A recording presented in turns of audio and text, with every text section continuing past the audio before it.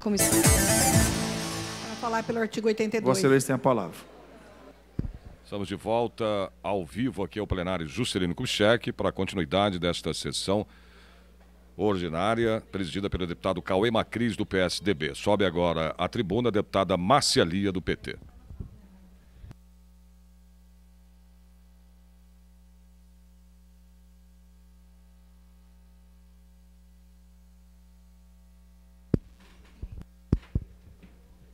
Pedir ao som que está com problema aqui na... Som. Obrigada. Muito boa tarde a todos, a todas. Quero iniciar a minha fala no dia de hoje para comunicar algumas atividades que o nosso mandato realizou e também para agradecer aos parceiros que têm trabalhado junto conosco nessa caminhada tão difícil nos dias de hoje, que é fazer política. Nós estivemos, no último domingo, com a nossa companheira Ana Alice, na cidade de São Vicente, e também estivemos junto com vários companheiros numa agenda muito boa para discutir com o grupo de jovens de São Vicente, para discutir com as lideranças políticas daquela cidade os problemas que afligem a Baixada Santista.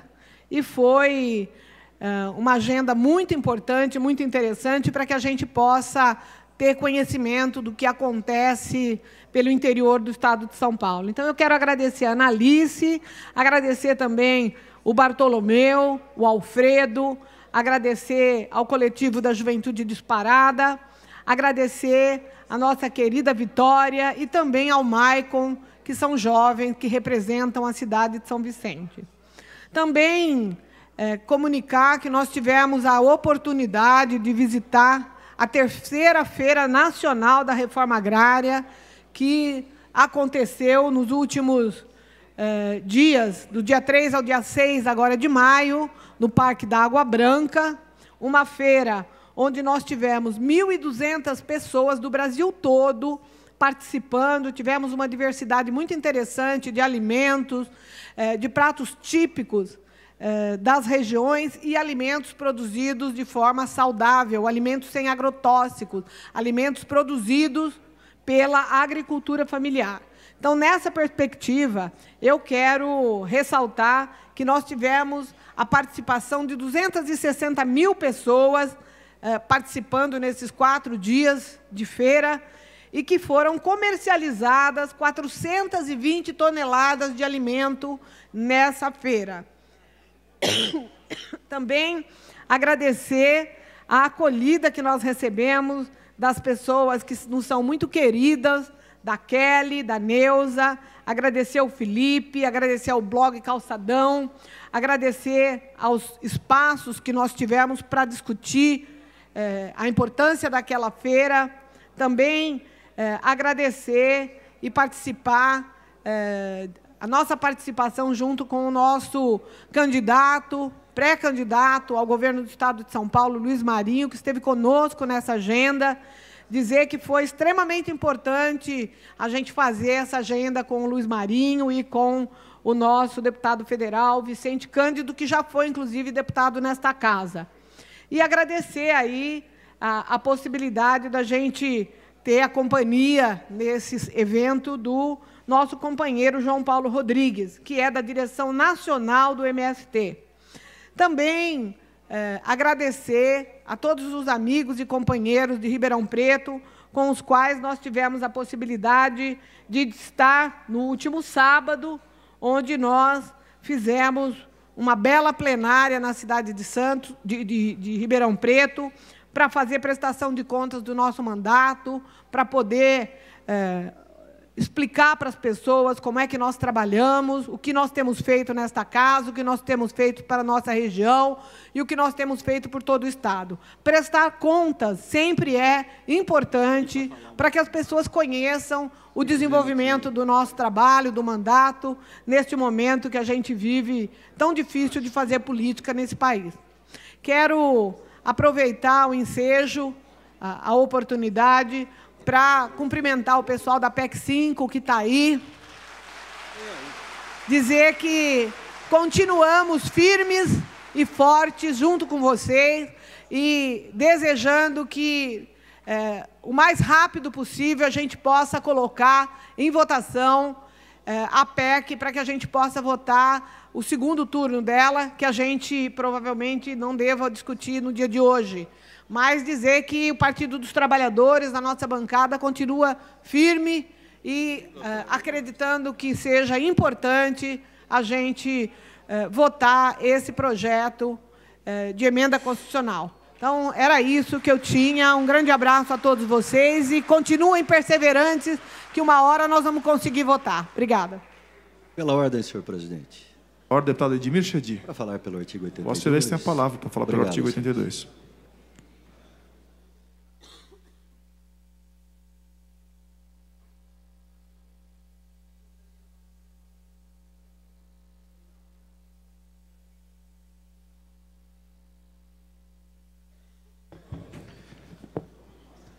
Senhor presidente, senhoras e senhores deputados, eu gostaria de pedir para a assessoria, se puder botar as fotos que nós solicitamos e deixar elas virando para que a população possa ter conhecimento. Senhores e senhoras que estão nas galerias, funcionários da Assembleia, aqueles que nos veem aqui, venho aqui falar sobre um problema que continua aterrorizando os pequenos municípios do estado de São Paulo. Claro que os grandes também. Mas parece que aqueles ladrões de caixa, de banco e de banco, realmente escolheram o interior para atuar. E eu vou fazer um relato rápido aqui. Essas são fotos de ontem, no município de Nazaré Paulista, né? Então, é constrangedor ter que voltar para essa tribuna, falar novamente sobre essa questão. Passam-se os dias, meses, semanas, anos, e as providências realmente não têm acontecido da forma que gostaríamos, né? Nós temos que tomar uma providência mais enérgica, o governo do Estado, Secretaria de Segurança Pública, porque a população está à mercê dos bandidos nessas pequenas cidades, eles são aterrorizados. E a gente relata aqui a falta de policiais militares e civis, inclusive delegados em todas as cidades do Estado. Então, é um pleito nosso para aumentar o número de policiais militares e civis nas cidades menores. O caso mais recente aconteceu nessa madrugada de terça-feira, em Nazaré Paulista, onde os bandidos fortemente armados explodiram caixas eletrônicos de duas agências bancárias, Caixa Econômica Federal e o Bradesco. A ação foi por volta das 4 horas da manhã e provocou momentos de terror na cidade. Uma cidade pacata, 4 horas da manhã, explosão em 2 bancos. Segundo a informação da polícia, os criminosos fecharam as principais entradas da cidade, com os carros em chamas, colocaram pregos na estrada que liga o município de Bom Jesus dos Perdões, para evitar que a PM chegasse ao local. Durante a ação, bandidos atiraram várias vezes e 2 viaturas foram atingidas. Ninguém foi preso até o momento, pelo menos que saibamos. E pasme, senhores, essas mesmas agências foram alvo de um ataque semelhante no ano de 2015. Infelizmente, casos parecidos têm se multiplicado no interior. Na semana passada, bandidos armados com fuzis e uma submetralhadora já haviam atacado um carro forte que tinha acabado de abastecer uma agência no centro do município de Pedreira, no Circuito das Águas. Houve troca de tiros entre os criminosos e os seguranças da empresa de transporte de valores e, por sorte, o roubo não aconteceu e ninguém se feriu. Tudo isso aconteceu à luz do dia. Em Piracaia, foram 3 ataques das agências bancárias entre julho e novembro do ano passado. Em 2 deles, houveram explosões de caixas eletrônicos, em outubro e novembro. No último desses casos, a ação de bandidos aconteceu no período da tarde, quando os clientes e funcionários ainda estavam na agência bancária. Veja o que esses criminosos, a audácia desses criminosos. A lista de casos é extensa lá na nossa região. Pinhalzinho, em julho de 17, criminosos explodiram caixas eletrônicos de 2 agências, uma delas do Banco do Brasil, ficou completamente destruída. Tiro de fuzil, parecia o Rio de Janeiro. Pedra Bela, em agosto de 17, bandidos fortemente armados fecharam os acessos da cidade com carros incendiados, como o dessa noite, e espalharam pregos na pista, exemplo do que aconteceu em Nazaré Paulista. O alvo dos ladrões era um caixa eletrônico. A ação não se concretizou graças à bravura dos policiais militares da cidade. Em Bom Jesus dos Perdões, foram 3 ataques a bancos no ano passado. 2 em janeiro, um deles com explosão de caixa eletrônico, e outro em maio, novamente com explosão de caixas. Socorro, município de Socorro. Em dezembro de 16, bandidos armados com fuzis explodiram caixas eletrônicos de 2 agências. Durante pouco mais de meia hora, houve muitos tiros e explosões. As agências ficaram completamente destruídas, assim como a fachada de uma loja. Antes de saírem das cidades, criminosos ainda atiraram contra a base da PM no município. Estou concluindo, senhores e senhoras. Joanópolis, agosto de 16. Criminosos fortemente armados explodiram caixas em 2 agências bancárias da cidade.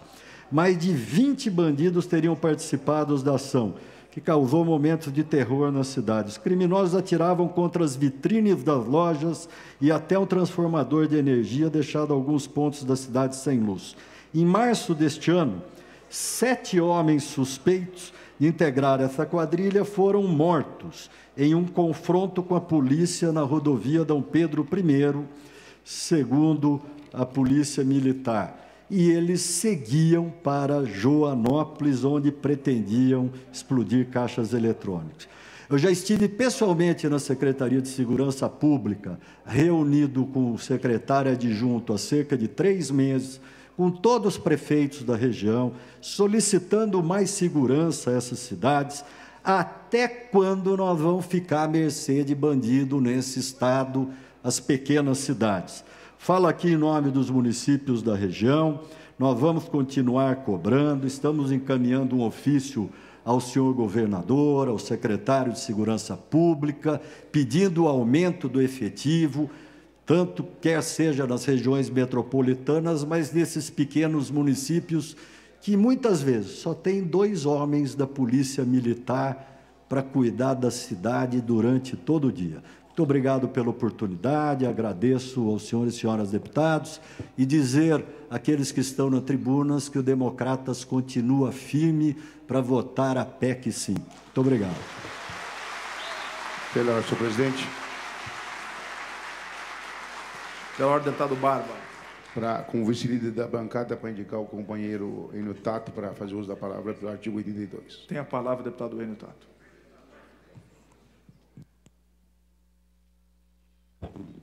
Senhor presidente, senhores deputados, senhoras deputadas, público que nos assista, a bancada do Partido dos Trabalhadores também está firme com a PEC 5, né? Como já esteve no dia da votação aqui, e como sempre se comprometeu na aprovação dessa justa PEC. Eu queria, antes de falar, passar uma reportagem. Pode ser? Por favor.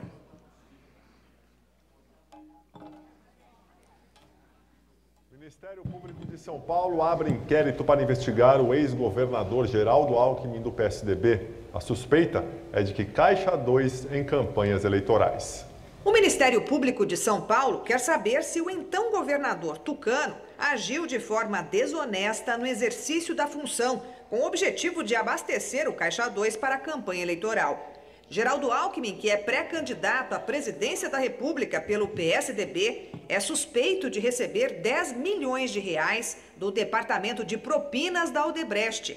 Em delação, a empreiteira disse que fez repasses para as campanhas de Alckmin em 2010 e 2014 e que o pagamento de pelo menos 8 milhões de reais tinha relação, mesmo que indireta, com a obra da linha 6 laranja do metrô, tocada pelo consórcio integrado pela Odebrecht. Parte do dinheiro teria sido entregue ao cunhado do ex-governador, Adhemar César Ribeiro, que também é alvo da ação, ao lado de Marcos Monteiro, ex-secretário estadual de Desenvolvimento Econômico, apontado como operador de Alckmin. O ex-governador nega, disse que vê a investigação de natureza civil com tranquilidade e que está à disposição para prestar esclarecimentos. Como trata-se de um inquérito na área civil, não há pena de prisão. Se for constatada a improbidade administrativa, Alckmin pode ser multado, perder o cargo público que estiver ocupando, ficar inelegível e ter os direitos políticos suspensos. Já na área criminal, quando renunciou ao cargo há 2 semanas, Alckmin perdeu o foro privilegiado. O inquérito contra ele, que estava no Superior Tribunal de Justiça, seguiria para a primeira instância. Mas o STJ decidiu enviar o caso para a Justiça Eleitoral e não para a vara criminal, como queriam os procuradores da Lava Jato em São Paulo. Então, hoje eu não vou falar do governador Geraldo Alckmin, mas eu queria falar de alguma coisa estranha que aconteceu com o secretário Marcos Monteiro, deputado Barba, Teonílio Barba. Porque ele foi o tesoureiro, foi o arrecadador das campanhas do PSDB, do Geraldo Alckmin, aqui no estado de São Paulo. Ocupou cargos importantes, planejamento, Casa Civil, e ele foi renomeado pelo governador Márcio França. Só que a semana passada, aliás, dia 25, 26, aconteceu algo estranho. Como a gente não consegue abrir CPI aqui para investigar os problemas de corrupção nos governos tucanos, eu fiz 3 requerimentos de convocação, pelo menos isso para ser apreciado, na Comissão de Assuntos Metropolitanos e Municipais, na Comissão de Fiscalização e Controle e na Comissão de Transporte e Comunicação, para convocar o senhor Marcos Monteiro para vir explicar todas essas denúncias, né, que vem acontecendo durante muitos anos, que ele é secretário dos governos do PSDB, do Alckmin, do Serra, de todos. Eu protocolei esses requerimentos no dia 25 de abril, há poucos dias atrás. E ele já tinha virado secretário do governador Márcio França. Por que eu protocolei? Porque nós temos essa prerrogativa de poder convocá-los, né, para vir ouvi-lo, para vir explicar todas as denúncias que tem. Como não dá para convocar o cunhado do governador Geraldo Alckmin, porque ele não é um agente público, então eu falei, pelo menos o Marcos Monteiro a gente vai tentar trazer aqui na Assembleia, que é uma das prerrogativas que nós temos que fazer, a fiscalização. Só que eu protocolei dia 25, nas 3 comissões, e fui surpreendido que no dia 28, sai publicado no Diário Oficial o pedido de demissão dele como secretário do governo do estado de São Paulo. Então, muito estranho, apenas 3 dias depois, ele pede demissão, né? Então já não pode mais ser convocado. Estranho.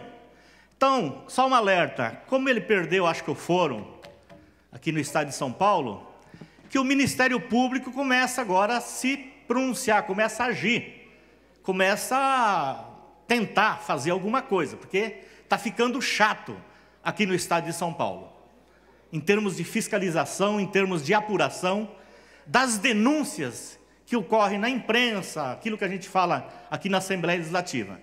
Porque está ficando chato e a população está começando a perceber que as coisas, quando se trata do tucanato, do PSDB, são muito lentas ou, então, praticamente paradas aqui no estado de São Paulo. Era isso, senhor presidente. Pela ordem, senhor presidente. Pela ordem, deputado Raul Marcelo. Solicitar a palavra pelo artigo 82. Tem a palavra pelo artigo 82.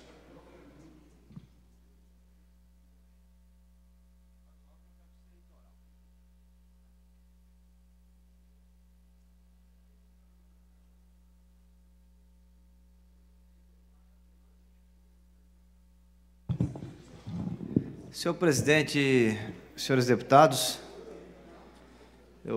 as pessoas que acompanham aqui nas galerias, servidores públicos do nosso Estado, eu subo essa tribuna, senhor presidente, para tocar num ponto que é um ponto muito sensível, que, aliás, é uma área de atuação de diversos servidores que estão aqui nessa casa, que são os nossos agentes fiscais de rendas, que é a situação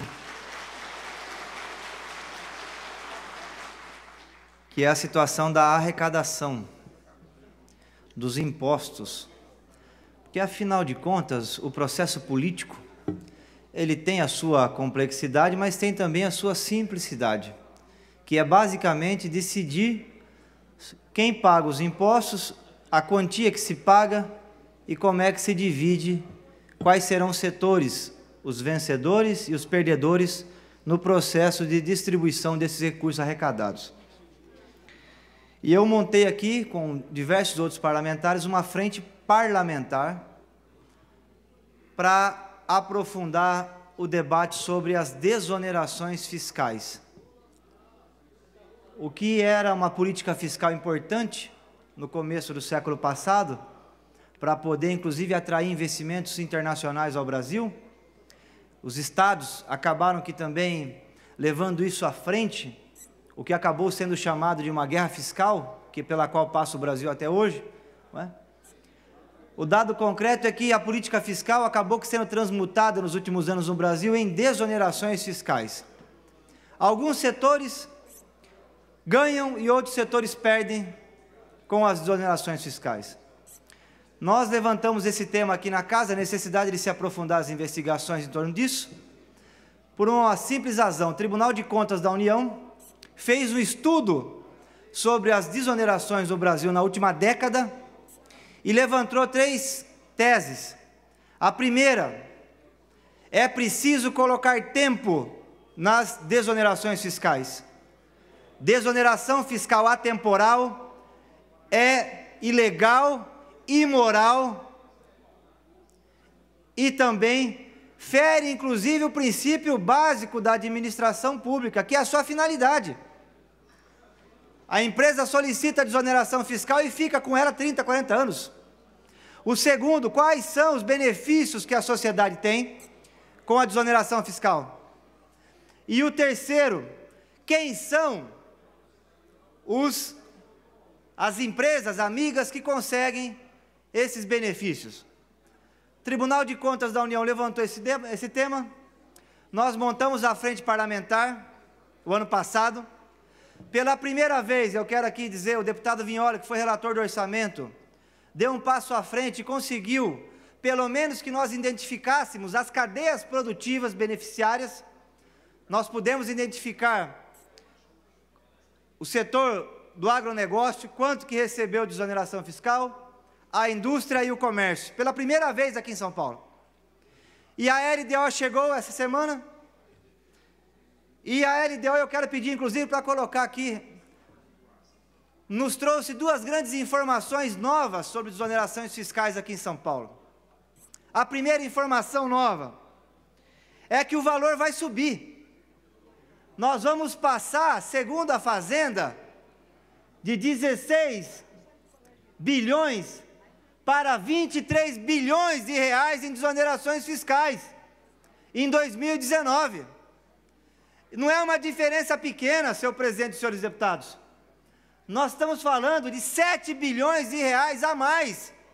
Ou é dinheiro novo, ou o governo estava subestimando as desonerações fiscais ao longo dos anos passados. Eu estive no Tribunal de Contas, uma reunião de trabalho com o conselheiro Edgar, porque o conselheiro Roque Cittadini, o ano passado, deu um voto que entrou para a história do Estado de São Paulo em matéria de finanças públicas, quando resolveu colocar o pé na porta desse buraco negro, desse triângulo das bermudas de recursos públicos aqui em São Paulo, que são as desonerações fiscais. Disse Roque Cittadini, é preciso pôr luz nesse tema. E agora, então, o governo ou fez uma meia-culpa, que estava omitindo 7 bilhões em desonerações, ou vai, em meio à crise, falta de recursos generalizado, aumentar em mais 7 bilhões de desoneração fiscal. Está aqui a LDO, que chegou nessa casa essa semana, Os senhores lidam com esse tema lá na ponta e também na parte na Fazenda em relação à fiscalização.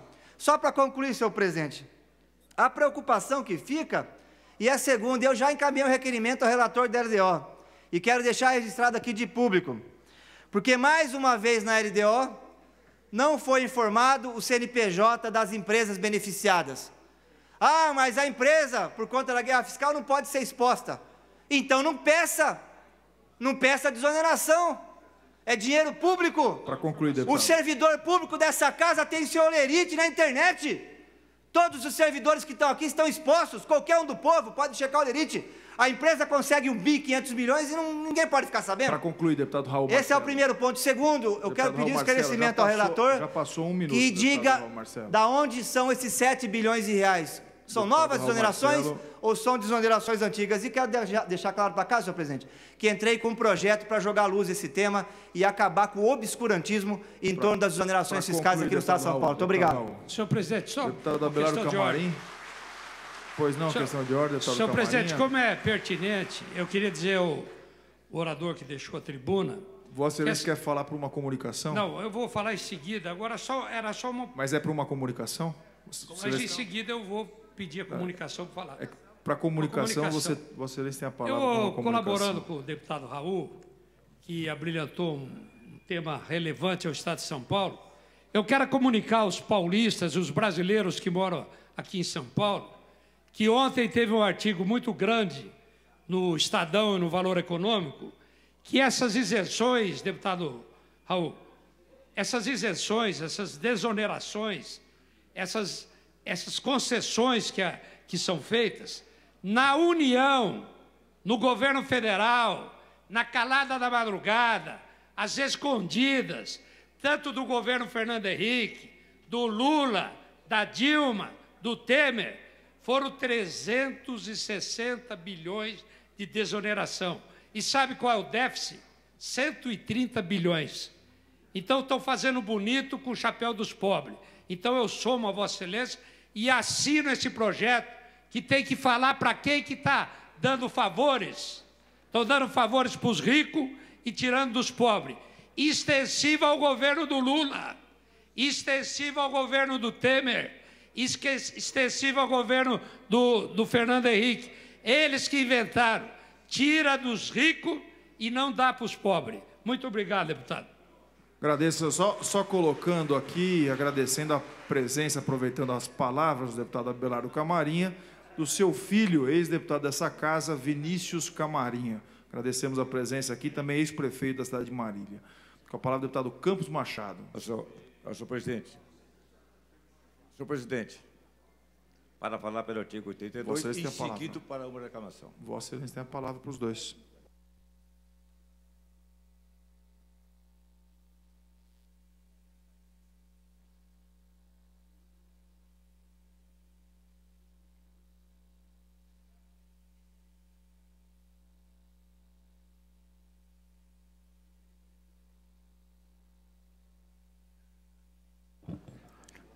Senhor presidente,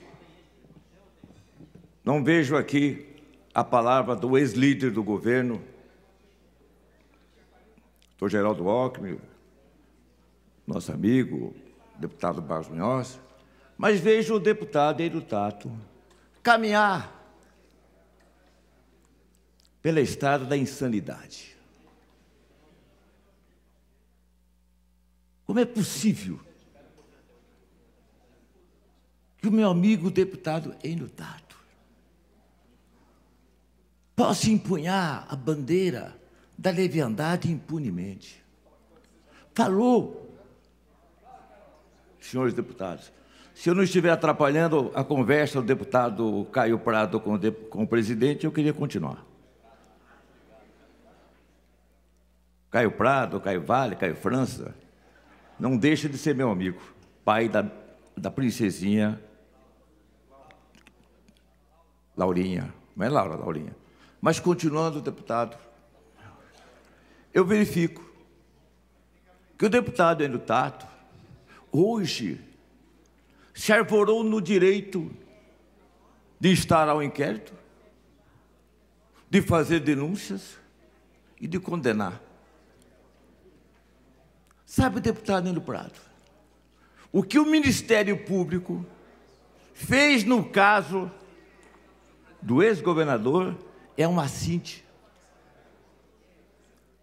O Tribunal, o Superior Tribunal Eleitoral, enviou o STJ, enviou o caso, deputado Nilo Tato, para o TRE, dizendo que o caso é eleitoral, deputado Nilo Tato. O mesmo caso que dezenas de petistas enfrentam. E quase todos os partidos têm problemas com o Caixa 2, deputado Nilo Tato. Então, deputada Camarinha, veja só. O STJ manda para a Justiça Eleitoral de São Paulo. O que é que faz o Ministério Público de São Paulo? Instaura um procedimento com os mesmos fatos. É que nós temos medo do Ministério Público. Nós somos covardes. Nós não temos coragem, deputada Camarinha. O que o Ministério Público faz nesse Estado é um absurdo. O que me causa uma certa tristeza é que eu não vejo os deputados do PSDB virem aqui para defender o Geraldo Alckmin. Tem que vir aqui. Olha o absurdo aqui, deputado Milton Leite. Não pode abrir 2 inquéritos, 2 processos do mesmo fato. Só falta agora só falta a Justiça do Trabalho abrir também lá uma ação. Não é possível. Não é possível. E onde está o PSDB? Onde está o meu amigo ex-líder do PSDB, deputado Bajo Munhoz, que, por favor, deveria defender o governador Geraldo Alckmin? Onde está o presidente dessa casa que não diz uma palavra em defesa do seu governador? Onde estão os tucanos? Não é possível. Deputado Barba, silenciar quando deveria protestar transforma os homens em covardes. O que está acontecendo hoje na política? O deputado João Paulo Rilo, dia desse, fez uma observação. Nós estamos destruindo a política. Estamos aceitando todo tipo de provocação. Estamos aceitando mentiras, infâmias, injúrias. Daqui a pouco o menino Iago, quando crescer, não vai querer ser político. Olha o exemplo do deputado Camarinha. Quem duvida da honestidade do deputado Camarinha? 22 anos, começou a vida dele. Sempre foi um homem correto, sério e de caráter. E perseguido pelos promotores públicos. E sabe quem está falando? Deputado Olim, o único político desse Estado que tem o colar do mérito do Ministério Público. Eu que deveria silenciar, deputado Camarinha. Para que arrumar encrenca? Mas eu não posso concordar, não é possível admitir. Não dá para admitir que o deputado Nilo Tato venha aqui, desfile o seu ódio contra o governador Geraldo Alckmin. Será que ele tem provas concretas contra o Geraldo Alckmin? Eu já disse aqui, eu não vejo provas contra o Lula. Seja coerente, não vejo contra o Lula. O Lula deveria apelar em liberdade. Como diz a Constituição. Constituição, artigo 5º. É isso aí. Agora não. Prende o Lula de maneira injusta. Eu estou aqui para defender. Eu não faço julgamentos precipitados como faz Vossa Excelência. E Vossa Excelência se diverte, fala no cunhado, vai para o primo, para o avô, para o bisavô. Para quê, deputado? Nós temos que ter provas. Nós não podemos deixar de reconhecer que Geraldo Alckmin é um homem correto, sério, decente. E quero aproveitar os 2 minutos para falar agora a esses amigos e amigas que eu conheci desde novembro de 2016. Uma vez mais, os senhores estão aqui, acreditando. mais triste fico eu, que pedi aos líderes dos senhores, das senhoras, não é possível eu continuar, eu peço que o meu tempo seja preservado.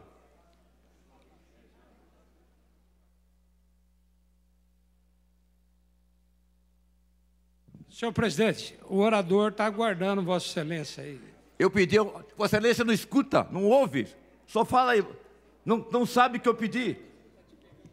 Para falar além do 82. Eu já dei a palavra. Mas espera um pouco, deputado Enutato. E pela comunicação. Eu não consigo falar. Pode Como falar. diz o deputado Camarilla, me alertando, tem que ter um pouco de silêncio.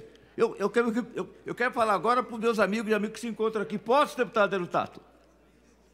Deputado Campos, Vossa Excelência está com a palavra. Eu quero me penitenciar. Eu tinha certeza que a PEC ia ser pautada hoje. Não foi. Mas nem por isso nós vamos desanimar. Nem por isso nós vamos deixar de acreditar. Acredito na palavra do presidente Cauê Macris. Acredito nos 65 deputados que no dia 24, se não me engano, na semana passada, retrasada, vieram aqui, de maneira corajosa, de maneira desabrida, e votaram a favor da PEC, contra 3 contra. Aí diz alguns, o governo está arquitetando. Aí digo eu, o governo manda no palácio, mas não manda aqui na casa. Essa é a realidade. Que me desculpe o governo Márcio França, que eu estou apoiando para a reeleição do governador. Mas ele manda lá no Palácio Bandeirantes, que fica no Morumbi. Aqui nesta casa manda os deputados.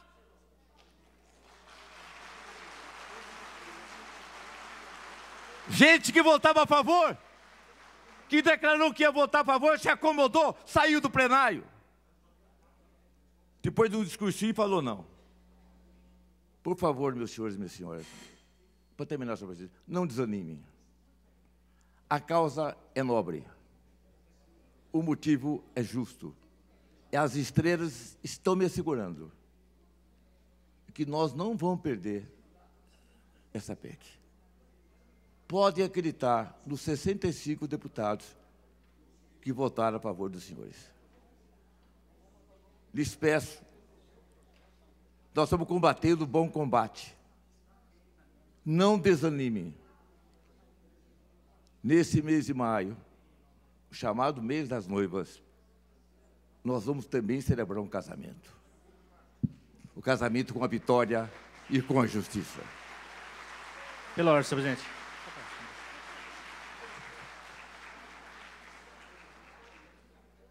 Pela ordem, senhor presidente. Depois decide. Pela ordem. Pela ordem, deputado...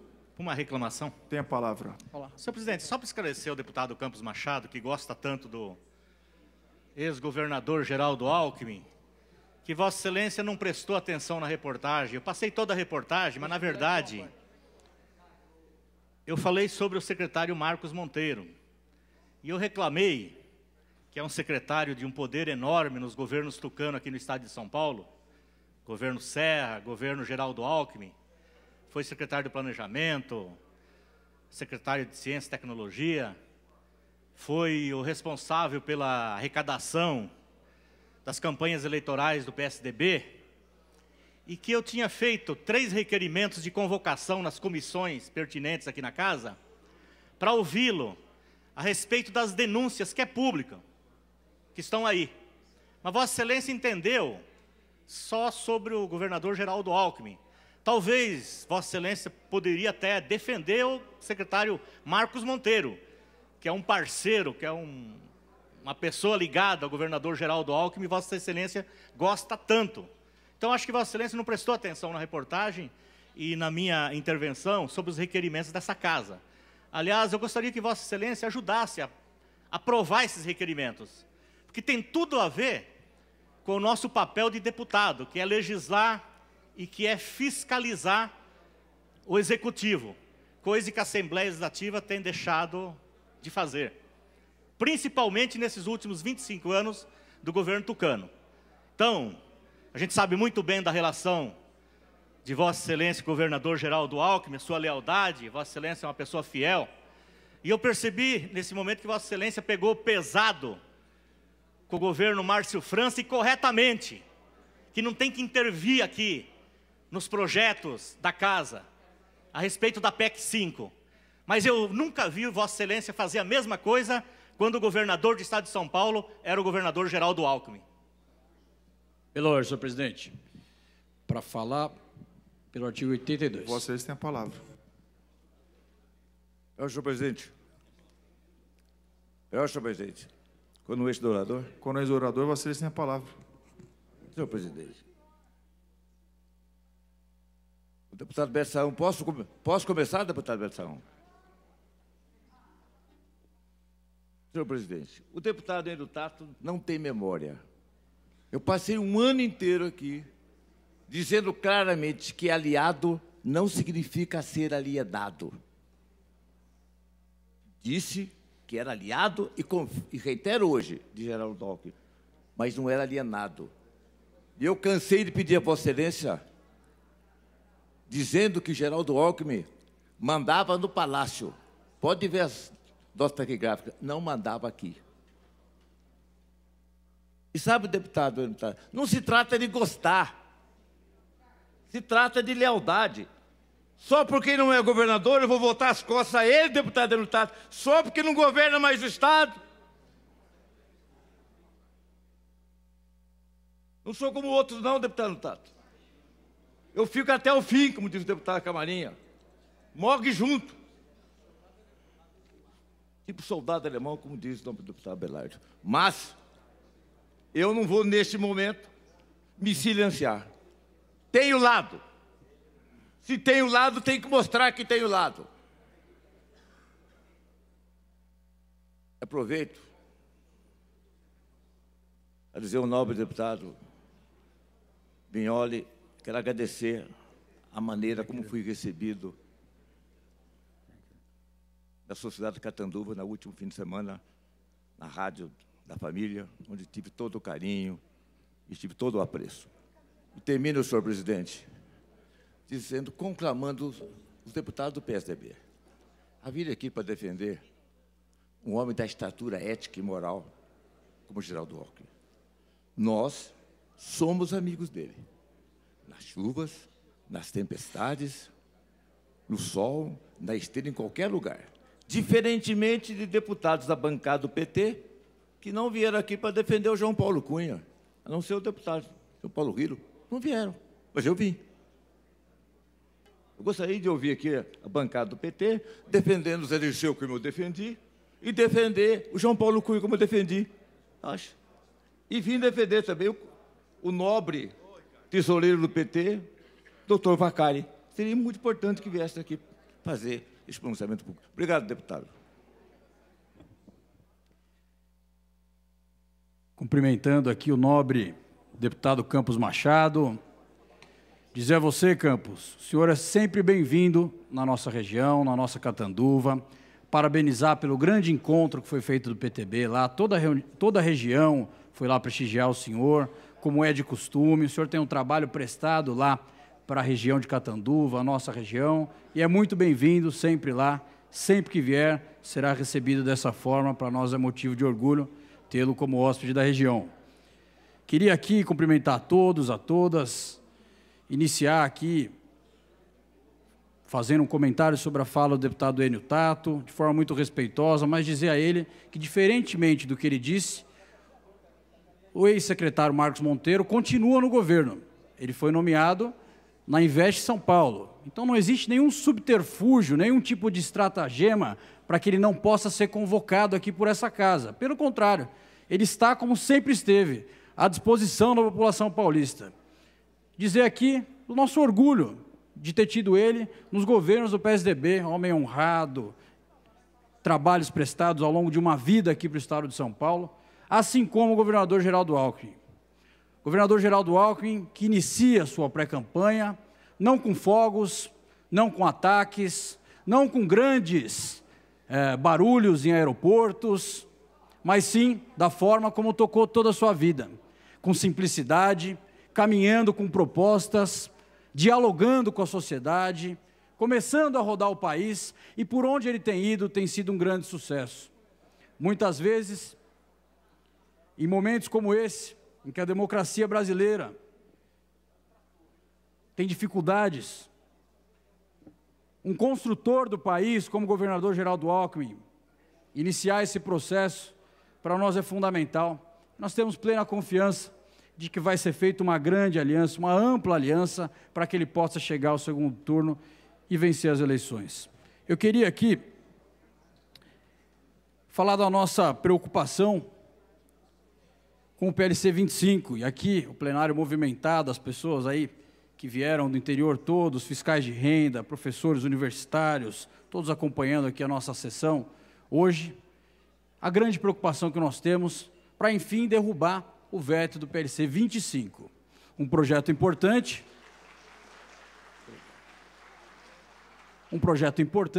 que coloca o Estado de São Paulo em outro patamar, o projeto nos conformes, tendo uma relação inteligente com o contribuinte, também avançando no sistema tributário paulista, que pôde prever ali, através de um acordo dessa casa, sentado ali naquele cantinho, deputado Campos Machado, vários deputados dessa casa acompanhando esse acordo, e aprovar a emenda aglutinativa, que dá segurança para vocês, que constroem essa relação tributária e que querem, sim, ter uma PR segura, que possam saber desde o início do ano, com aquilo que vão produzir, o resultado que vão ter no final do ano. Então, no Colégio de Líderes, pedimos para que esse PLC, a gente pudesse derrubar esse veto hoje, que vocês possam voltar para suas casas com essa vitória importante, e que também é uma vitória importante aqui para o Estado de São Paulo, valorizando o seu funcionalismo. Além disso, vários projetos de deputados que têm a sua missão em produzir projetos importantes, cada um na sua área, cada um na sua comunidade, mas pudemos avançar, o governo fez sua parte nesse sentido, está aqui o líder Carlos César, as bancadas também trabalharam para achar consenso em alguns projetos, e hoje nós vamos aqui conseguir aprovar alguns projetos importantes dos colegas deputados aqui. Esperamos que possamos ter todas as semanas projetos de deputados sendo aprovados aqui, porque essa é a nossa função, é para isso que nós fomos eleitos. Estava aqui agora há pouco, querido Barros Munhoz, pessoal da Agroesp, pessoal ligado à agricultura do Estado. Você tem uma luta de uma vida, o Davi também, e vários deputados que atuam nessa área, Beth Saão também, em parceria aí com os funcionários da agricultura paulista. O governador Geraldo Alckmin, no finalzinho do mandato dele, quase saindo do mandato, eu me lembro do dia, o Barros estava lá, o Barros esteve lá junto nesse anúncio do PLC 11, que previa aí um reajuste justo, importante, para algumas carreiras que foram sofridas ao longo desses últimos anos. É evidente que não vai ser aquilo que a gente previa, querido Abelardo Camarim, aquilo que a gente queria e sabe que eles merecem, mas vai ser um avanço importante para esses trabalhadores de várias áreas que estão numa expectativa muito grande há tanto tempo. Queria destacar aqui os dentistas, estiveram hoje no Colégio de Líderes, o pessoal da agricultura, os meus colegas da assistência social, trabalhei lá, conheço eles de perto e sei aí da preocupação que eles têm para que esse projeto seja aprovado. Então a gente pede que esse projeto, talvez não hoje, mas o mais rápido possível, que a gente possa avançar com o PLC 11, podendo aí verificar as emendas que possam melhorar ainda mais esse projeto. O deputado da Visaia tem uma, o deputado Beth Saão tem outra, e que a gente possa finalizar esse processo com uma melhora importante para esses profissionais que ficaram tão desajustados aí ao longo do tempo.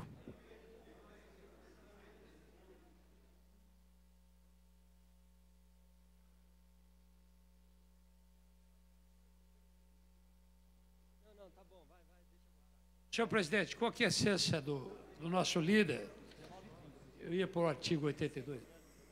Pergunto se existe anuência do líder do PSB para a utilização da palavra pelo artigo 82. Havendo anuência do líder do PSB, Vossa Excelência tem a palavra. Antes, porém, senhoras deputadas e senhores deputados, nos termos do artigo 100, inciso 1º, regimento interno, convoco Vossa Excelência para uma sessão extraordinária, realizar-se hoje às 19h30, com a finalidade de ser apreciada a seguinte ordem do dia: discussão e votação do projeto de lei complementar 25/2017, vetado parcialmente, de autoria do senhor governador, que institui o programa de estímulo à conformidade tributária nos conformes. Parecer 433/2018, da Comissão de Justiça e Redação, favorável ao projeto. Com a palavra, o deputado Abelardo Camarinha, para falar pelo artigo 82. Senhor presidente, senhores deputados, senhoras deputadas, por algumas razões, de motivos de saúde, eu me ausentei um pouco dessa tribuna, mas hoje volto aqui com muito vigor, saudando todos, o pessoal da fiscalização, que estão deixando aqui, mas vão ter o nosso apoio, e o pessoal da casa, os funcionários, o pessoal que está aqui, que vai colocar neste momento, eu peço com muito carinho, uma fita que eu selecionei para que os senhores deputados, deputado Barros Munhoz, o Engler, prestasse atenção no depoimento de um desses milhões de caminhoneiros que tem o Brasil afora, São Paulo, o Norte, o Nordeste, o Sul, e ganhasse 3 minutos para ver o que esse caminhoneiro vai dizer aqui. Esse é o verdadeiro economista, esse é o verdadeiro deputado, esse é o verdadeiro professor, esse é o verdadeiro ministro da Fazenda. Então, eu gostaria de pedir ao som aí, a técnica, que rodasse essa fita, por favor. Mais uma vez eu quero compartilhar com vocês a decepção que estamos sentindo. A decepção com esse governo, com a perseguição que está tendo com os motoristas. Hoje eu quero falar a respeito do pedágio. Pedágio que está tomando o dinheiro do caminhoneiro. Nós carregamos o caminhão, começa a sair a fazer a nossa viagem e o pedágio toma todo o nosso dinheiro. Está um absurdo. Pedágio de R$100, pedágio de R$150, de R$200, um pedágio atrás do outro. É muito pedágio, nós não estamos mais aguentando. Caminhão com parcela atrasada, caminhão com pneu ruim, não tem condição, não sobra nada. Uma viagem como essa, de Cuiabá até Rio Claro, R$5.000, R$4.000 fica no diesel. E o pedágio pega o resto, não sobra nada, não estamos mais aguentando, está todo mundo endividado. O guarda exige que você tenha pneu bom. Um caminhão como esse de 22 pneus, o pneu a R$2.000. Você que não é caminhoneiro, quero que compartilhe esse vídeo. É R$2.000 o pneu. 22 pneus são R$44.000. Não tem mais condição, nós não estamos mais aguentando. O ministro do transporte, o secretário do governo do transporte não faz nada, não toma providência. Você para almoçar, a televisão só fala a respeito do deputado que quer ser ministro do trabalho, está sendo um processo. Isso aí não resolve nada para nós. Queimando vela com defunto ruim. Porque o secretário não sai na rodovia, multa num caminhão e vê a situação que o caminhoneiro tem trabalhando o dia inteiro, perseguido pelo governo. Não pode andar na Bandeirante aos domingos. Em São Paulo não pode mais andar caminhão. Como que você quer uma cidade, a maior cidade do país, que vive de tudo aquilo que o caminhoneiro leva para São Paulo, não pode entrar o caminhão em São Paulo. É multa para todo lado, é radar para todo lado. Se um carro paga R$10 no pedágio, por que o caminhão não paga R$10 também, que é um veículo só? Quer cobrar todos esses eixos aqui, pedágios absurdos, nós não estamos mais aguentando. Por isso eu estou deixando um recado, que nós vamos tomar providência. Eu peço para vocês, caminhoneiros, mandem no grupo de caminhoneiros para nós fortalecer, para nós não se calar, para nós mostrar a nossa força, para nós acabar com essa safadeza, com essa perseguição que está tendo conosco. Tantos caminhões trabalhando, olha aqui, ó, o que é caminhão no posto, trabalhando sábado, trabalhando domingo, trabalhando feriado. Enquanto vocês estão descansando, nós estamos na estrada, levando o alimento, levando o leite para as suas mesas. E vocês nada fazem. Por isso nós estamos avisando que nós vamos ganhar força através desse grupo.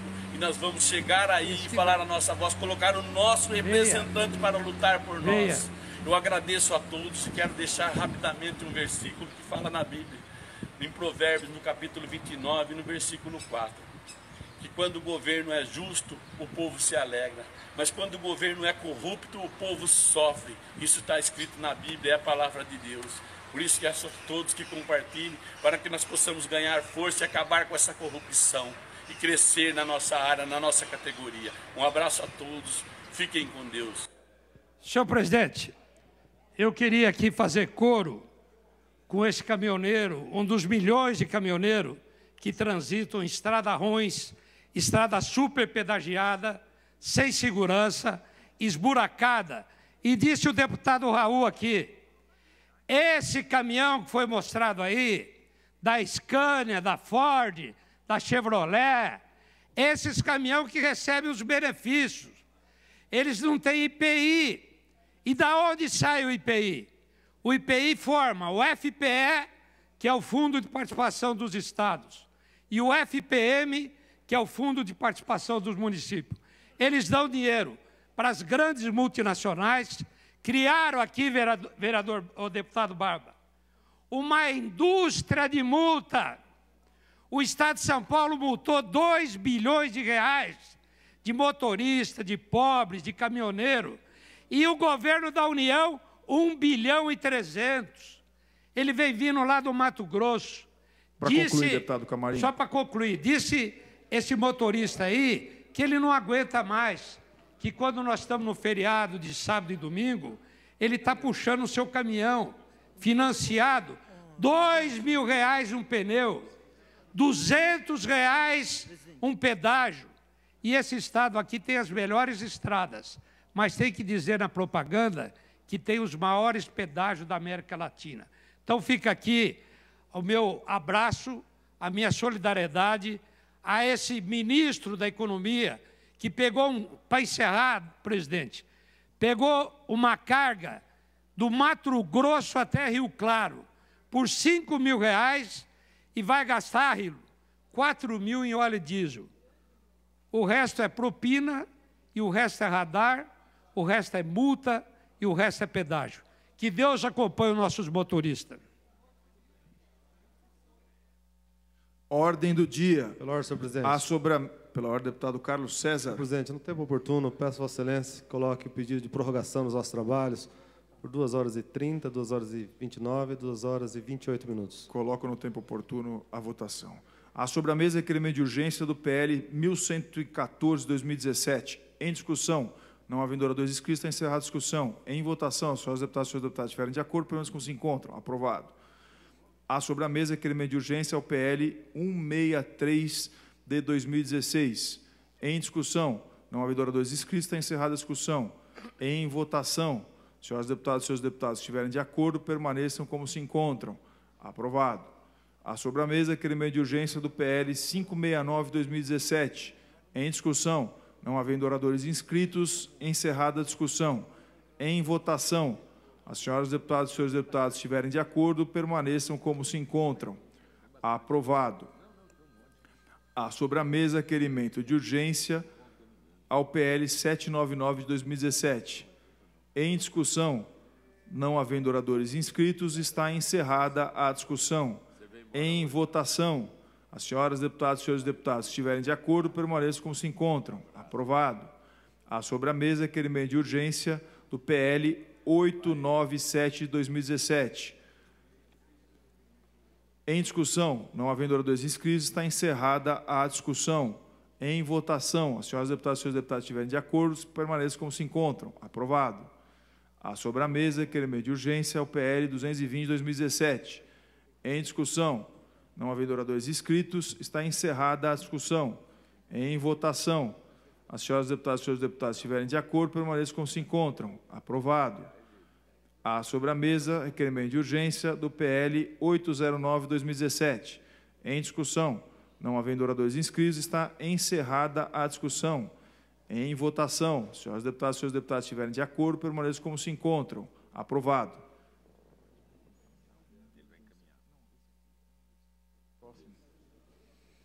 Há sobre a mesa requerimento de urgência do PL 153 de 2018. Em discussão. Pela ordem, senhor presidente. Pela ordem. Para encaminhar pelo PSDB. Para discutir em nome do PSDB. Vossa Excelência tem a palavra. Obrigado.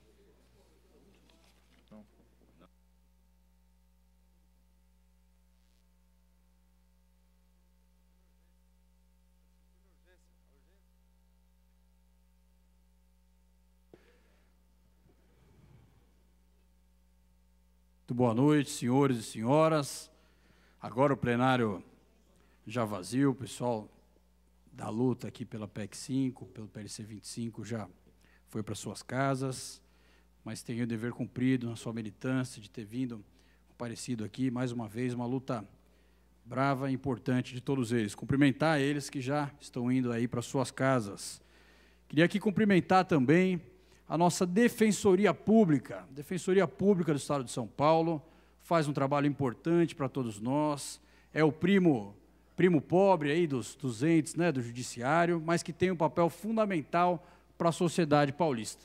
Nós tivemos aí a eleição dentro da Defensoria Pública, eles que têm uma atuação importante também aqui na nossa casa, se aproximaram da Assembleia Legislativa de São Paulo nos últimos anos, tem um espaço aqui dentro da Assembleia de São Paulo e deram uma votação para que o doutor Davi pudesse ser reconduzido para o cargo. E, com muita felicidade, o foi conduzido. Queria aqui cumprimentar, viu, Carlos? Cumprimentar o governador Márcio França por ter reconduzido o doutor Davi, ele que era o mais votado, e a partir da lista que foi para ele, depois reconduziu o Davi, que tem feito aí um ótimo trabalho para o nosso Estado. Tenho certeza que foi correta essa continuidade do doutor Davi na Defensoria Pública do Estado de São Paulo. Então, cumprimentar ele, disse que ia nos assistir aqui hoje, e eu comprometi a fazer essa saudação a ele, que tem feito um trabalho tão importante para o Estado de São Paulo. Queria aqui também fazer meus comentários, Raul, sobre a LDO. Eu estava observando, justamente, você tinha passado esses dados que você passou, tem lá escrito um pouquinho sobre essa questão da renúncia fiscal. A gente sabe o quão prejudicial foi para o nosso país a chamada nova matriz econômica do Brasil, que tinha como grande base essas isenções. A própria Dilma reconheceu isso, né, o grande erro que eles cometeram, fazendo uma série de isenções, e a gente entende, sim, a sua preocupação de ter cada vez mais transparente, aqui em São Paulo também, essas isenções fiscais.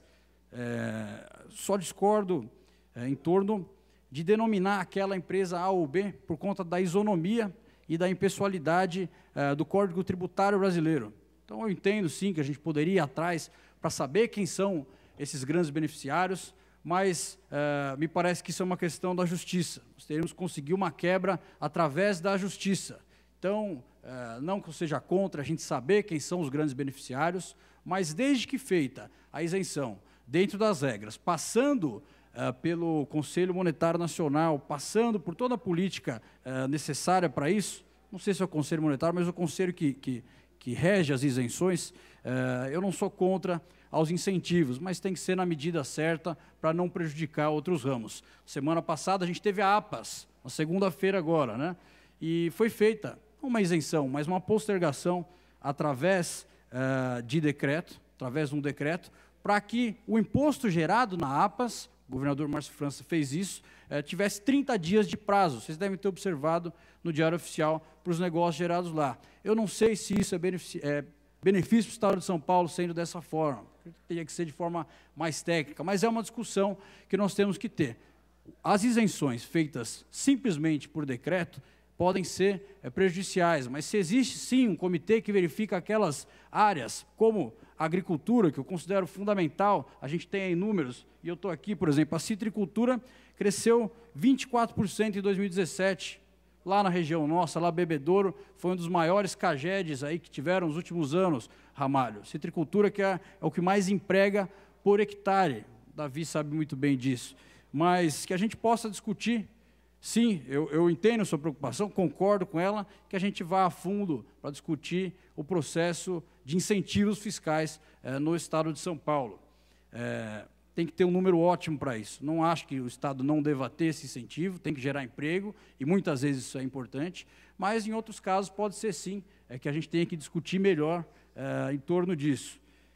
O que eu também queria dizer é que hoje nós tivemos uma notícia importante, o Joaquim Barbosa, que estava se colocando como pré-candidato à presidência da República, anunciou que não pretende concorrer à presidência. Com todo respeito ao doutor Joaquim Barbosa, falou outro dia o Campos Machado aqui, eu concordo com ele, Joaquim teve uma militância dentro do Supremo Tribunal Federal, mas se aposentou por questões de saúde. Como poderia alguém que se aposentou por questões de saúde ser candidato à presidência da República? Então, acho que condiz com a sua história, a história do Joaquim Barbosa, não ser candidato à presidência da República. Acho, sim, que depois dessa decisão, ainda mais, nós vamos ter aí as forças de centro do país se configurando em torno do governador Geraldo Alckmin e que a gente possa, com isso, poder avançar no nosso país. Queria aqui também, eu coloquei outro dia a minha preocupação com o Banco Desenvolve São Paulo, agora eu vou falar isso novamente aqui com os parlamentares presentes na casa, que a gente tem que verificar com muita cautela de que forma o Banco Desenvolve São Paulo vai atuar nesse período. Então, eu queria propor aqui, vou apresentar um convite para que o Dr. Elcio Tokeshi possa vir à casa e expor um pouquinho sobre essa transição, tirando o Banco Desenvolve São Paulo da Secretaria de Finanças, como é nos outros 18 estados que têm agências de fomento, bancos de fomento, e passando para a Secretaria de Planejamento. Então, a gente poder discutir um pouquinho esse processo. Era um banco tão importante no estado de São Paulo, ainda é, financia empresas importantes. Lá na minha cidade, em Catanduva, nós temos uma fábrica de suco de laranja, que foi completamente financiada com o Banco Desenvolve São Paulo. Então, é uma preocupação que a gente tem e nós vamos poder avançar com ela nessa discussão.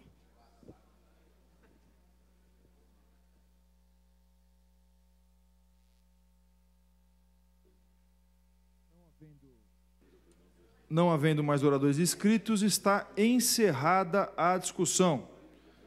Em votação, senhoras deputadas e senhores deputados que forem favoráveis, permaneçam como se encontram. Aprovado. Há sobre a mesa um requerimento de urgência ao PL 86 de 2018. Em discussão, não havendo oradores inscritos, está encerrada a discussão. Em votação, senhoras deputadas e senhores deputados estiverem de acordo, permaneçam como se encontram. Aprovado.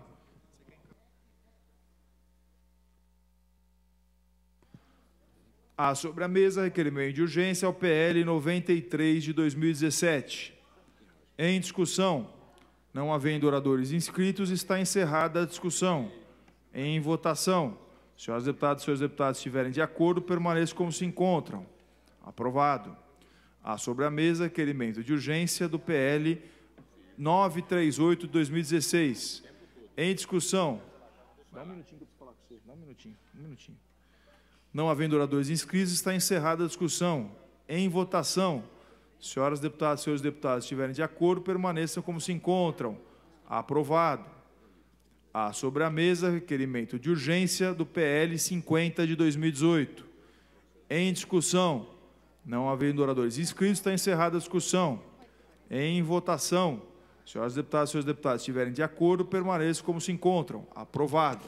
Gostaria de retificar a convocação da sessão extraordinária para 10 minutos após o término desta sessão. Avisa o Marquinhos que agora. Há sobre a mesa o requerimento de urgência, ou melhor, de inversão da ordem do dia, a fim que a matéria constante no item 311, PL 123 de 2018, passe a constar como item número 1, renumerando-se os demais itens. Em votação, pela ordem, em nome do deputado Marco Vignoli. O microfone do deputado Marco Vignoli está com... Som. Pronto.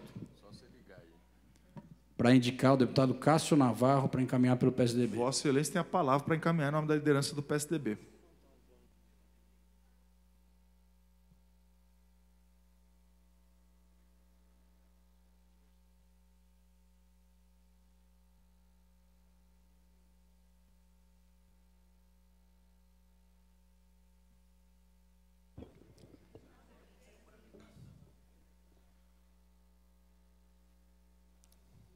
Senhor presidente, senhores deputados, senhoras deputadas, todo o público que acompanha esta noite a Assembleia Legislativa, toda a assessoria,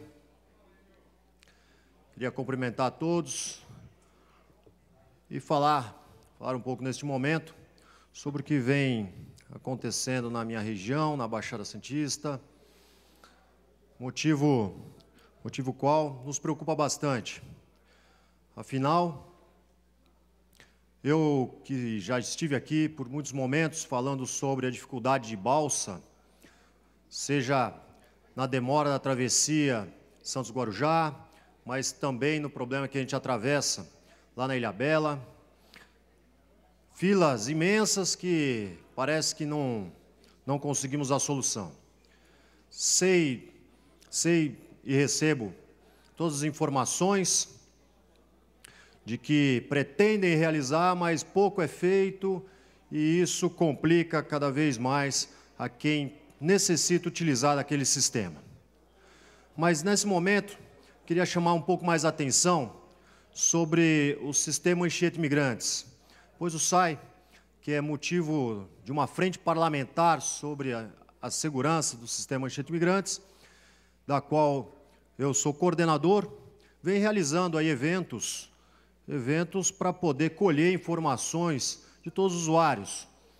E, dentre esses eventos que a gente realiza, a gente tem sentido uma grande pressão, principalmente da população da Baixada Santista, que necessita utilizar da via não durante os dias de semana.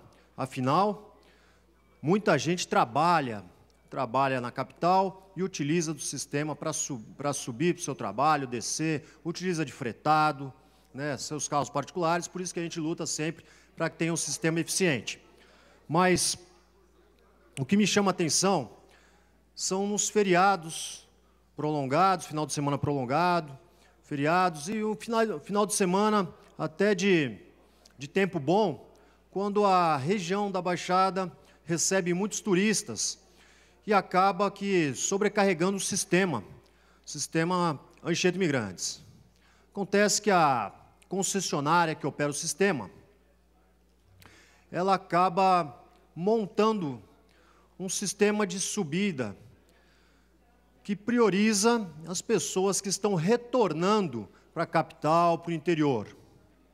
E isso acaba acarretando uma dificuldade, muitas vezes chamada até de desprestígio, para quem mora na região da Baixada Santista.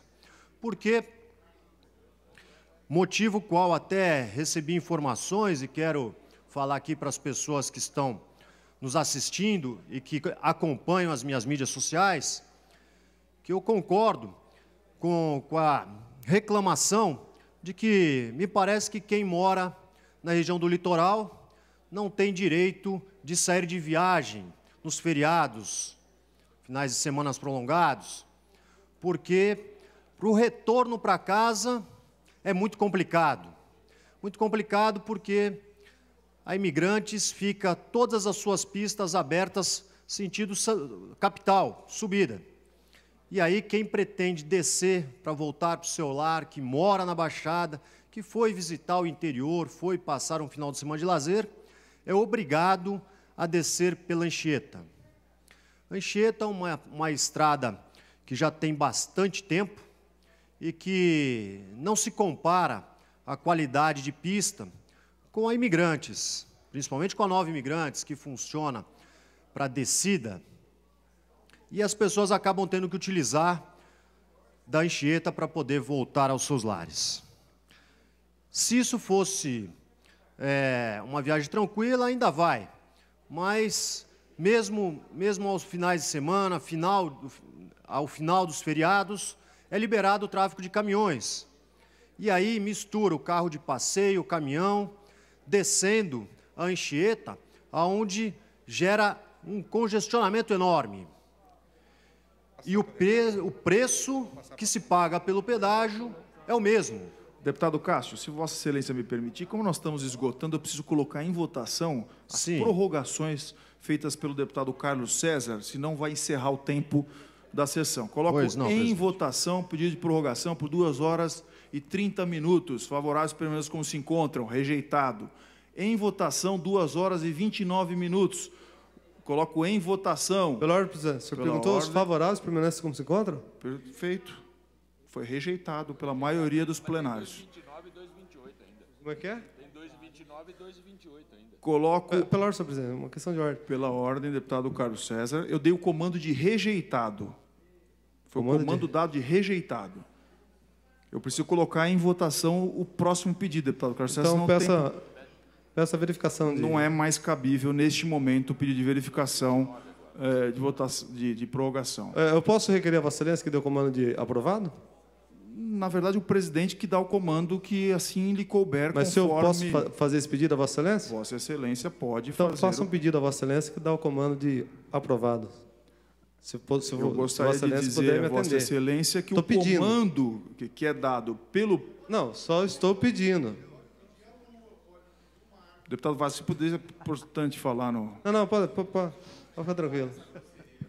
Estou pedindo. Não, pedir, não, Excelência, pedir, pode pedir o que quiser. Agora, Vossa Excelência, como presidente, toca a sessão. Pode pedir assim, eu queria a Lua, adoro a Lua. Não pode me dar de presente? Então toca a sessão, por favor. Coloco. Perfeito. Pode pedir, já pediu? O pedido de Vossa Excelência... Não tem problema de pedir, ué. Exatamente, não tem pedido. É regimental o pedido de Vossa Excelência. Não, regimental não é o pedido. O pedido dele não é regimental. O pedido dele é regimental. Ele pode fazer um requerimento. A solicitação. O requerimento é regimental. Acho que o deputado Vaz Como nós esgotamos o objeto da presente sessão, o tempo está esgotado. Nós temos... Presidente, o senhor não colocou no segundo pedido de votação? Vossa Excelência, nós temos que colocar dentro do prazo... Olha lá, senhor presidente, coerente, já está esgotado. Senhoras deputadas e senhores deputados, esgotado o tempo da presente sessão, dá para encerrar os trabalhos. A presidência convoca Vossa Excelência para uma sessão ordinária de amanhã, hora regimental, com a mesma ordem do dia de hoje, lembrando ainda da sessão extraordinária, realizar-se hoje, 10 minutos após o término da sessão. Está encerrada a presente sessão. Encerrados os trabalhos, por enquanto, aqui no plenário Juscelino Kubitschek, que voltam em 10 minutos com a sessão extraordinária. Você segue com a programação da TV Alesp.